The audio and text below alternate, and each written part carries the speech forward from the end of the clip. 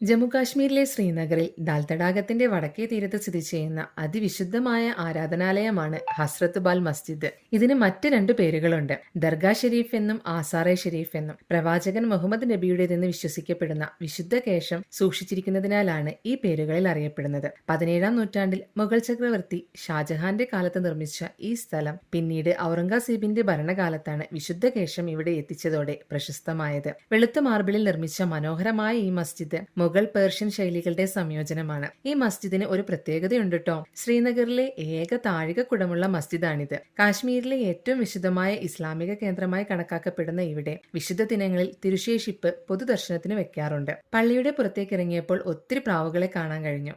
ഒരു ബക്കറ്റിൽ അവയ്ക്കുള്ള തീറ്റയും അവിടെ ഉണ്ടായിരുന്നു. ഞങ്ങൾ എല്ലാവരും അവയ്ക്ക് തീറ്റ കൊടുത്തു. എന്തൊരു രസകരമായ കാഴ്ച! അവയ്ക്ക് തീറ്റ കൊടുത്തിട്ട് അച്ചുവിന് മതിയാവുന്നില്ലായിരുന്നു. അവിടെ നിന്ന ഒരു കാശ്മീരി കുട്ടി അച്ചുവിന്റെ കയ്യിൽ പ്രാവിനുള്ള തീറ്റയായ ചോളം കൊടുക്കുന്നുണ്ടായിരുന്നു. കുട്ടികളുടെ നിഷ്കളങ്കമായ സ്നേഹം ഞങ്ങൾക്ക് അവിടെ കാണാൻ കഴിഞ്ഞു. വിശ്വാസികൾക്കും വിനോദസഞ്ചാരികൾക്കും ഒരുപോലെ ഇഷ്ടപ്പെട്ട സ്ഥലമാണിത്. പിന്നീട് അവിടെ നിന്ന് ഞങ്ങൾ പോയത് ആപ്പിൾ തോട്ടം കാണാനായിരുന്നു. ശ്രീനഗറിൽ നിന്നും 10 കിലോമീറ്റർ അകലെയുള്ള ഒരു ഗ്രാമപ്രദേശമാണ് തിരഞ്ഞെടുത്തത്. പോകുന്ന വഴിയിലെല്ലാം ചെറിയ ചെറിയ വീടുകളും കൃഷിസ്ഥലങ്ങളും കാണാമായിരുന്നു. പോകുന്ന വഴിയിൽ കണ്ടതാണ് ഒരു കൂട്ടം ചെമ്മരിയാടിനെ ഒരു ആട്ടിടയൻ മേയ്ക്കുന്നത്. ശ്രദ്ധിച്ചു നോക്കിയപ്പോഴാണ് കർണാടകയിലും തമിഴ്നാട്ടിലും കാണുന്ന ചെമ്മരിയാടിന്റെ വാല് പോലെയല്ല കാശ്മീരി ചെമ്മരിയാടിന്റെ വാല്. അതിന് അത്യാവശ്യം നീളമൊക്കെ ഉണ്ട്. അവിടെ നിന്നും ഇടതൂർന്ന മരങ്ങൾക്കിടയിലൂടെ കുറച്ചു ദൂരം ഞങ്ങൾ സഞ്ചരിച്ചു. ഇളം തണുപ്പുള്ള ചെറിയ കാറ്റുണ്ടായിരുന്നു. പച്ച വിരിച്ചു കിടക്കുന്ന നിലങ്ങൾ, അവയ്ക്കിടയിലൂടെ ചെറിയ അരുവി ഒഴുകുന്നുണ്ട്. അങ്ങനെ നടന്നു നീങ്ങുമ്പോൾ നമ്മുടെ നാട്ടിലൊക്കെ കാണുന്ന ചാണകക്കിളിയെ അവിടെ കണ്ടു. അതങ്ങനെ നടക്കുകയാണ്. അവിടെ നിന്നും ഞങ്ങൾ ആപ്പിൾ തോട്ടത്തിലെത്തി.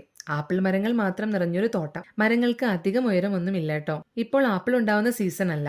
ഓഗസ്റ്റ്, സെപ്റ്റംബർ, ഒക്ടോബർ മാസങ്ങളിലാണ് കാശ്മീരിൽ ആപ്പിൾ വിളവെടുക്കുന്നത്. അപ്പോൾ നിങ്ങൾക്ക് തോന്നും, ഇപ്പോൾ എവിടെ നിന്നാണ് കേരളത്തിലേക്ക് ആപ്പിൾ എത്തുന്നതെന്ന്. വിദേശത്തു നിന്നും.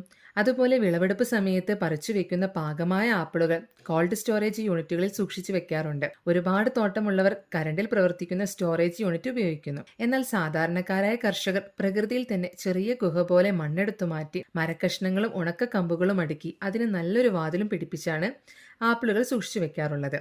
ഒരിക്കൽ കൂടി ആപ്പിൾ വിളവെടുക്കുന്ന സമയത്ത് കാശ്മീരിലേക്ക് വീണ്ടും വരണമെന്ന ആഗ്രഹമുണ്ട്. അപ്പോൾ ഈ കോൾഡ് സ്റ്റോറേജ് യൂണിറ്റിനെ പറ്റിയുള്ള വീഡിയോ എന്തായാലും ഇടുന്നതാണ്. ഇപ്പോൾ ആപ്പിൾ മരങ്ങൾ പൂവിട്ട് നിൽക്കുന്ന സമയമാണ്. ഇളം ചുവപ്പ് കലർന്ന 5 ഇതളുകളുള്ള വെളുത്ത പൂക്കൾ. ഇതിൻ്റെ കൂടെ ഒരു കാര്യം കൂടി സൂചിപ്പിക്കട്ടെ.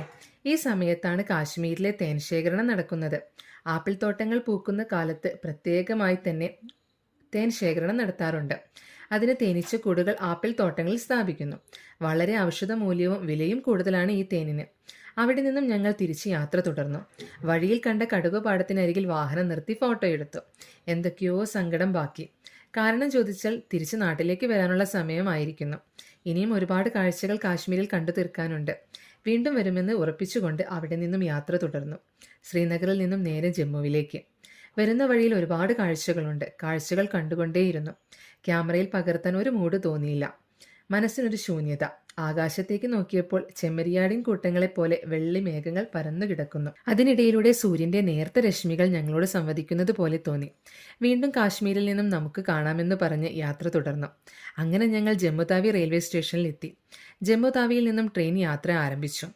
3.5 ദിവസം കൊണ്ട് രാവിലെ 5 മണിയോടെ കോഴിക്കോട് റെയിൽവേ സ്റ്റേഷനിൽ ഞങ്ങൾ തിരിച്ചെത്തി. ജമ്മുവിന്റെ വിശേഷങ്ങൾ ഇവിടെ അവസാനിക്കുന്നു. അടുത്ത യാത്രയുടെ വിശേഷങ്ങളുമായി അടുത്ത വീഡിയോയിൽ കാണാം. ബൈ.